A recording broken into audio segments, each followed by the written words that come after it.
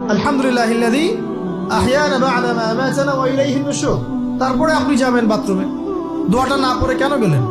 ঘুমাচ্ছেন, ঘুমানোর আগে আপনি অবশ্যই বলবেন।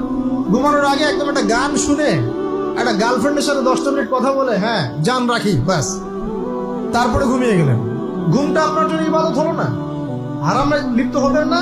আল্লাহুম্মা বিইসমিকা আমুতু ওয়া আহইয়া পড়তেন, সূরা মুলক পড়তেন, সূরা কাফিরুন পড়তেন, সূরা ফালাক নাস ইখলাস পড়তেন, ঘুমিয়ে যেতেন। পুরো ঘুমটাই ইবাদত, পুরো ঘুমটাই নাকি ঘুমিয়ে আছেন নাকি পাচ্ছেন? আপনি ইচ্ছাকৃতভাবে আপনার আমলটা নষ্ট করলেন। ইস্তেঞ্জা করতে গেছেন, ইস্তেঞ্জা করতে গিয়ে গান শুরু করে দিল বাথরুমে। বাথরুম সিঙ্গার আছে না কিছু? বাথরুমে গান গাওয়ার জায়গা নাকি? তো ওখানে গান শুরু করলো।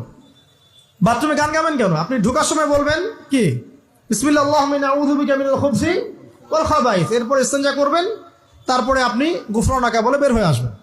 পুরো ইস্তেঞ্জার সময়টুকু নাকি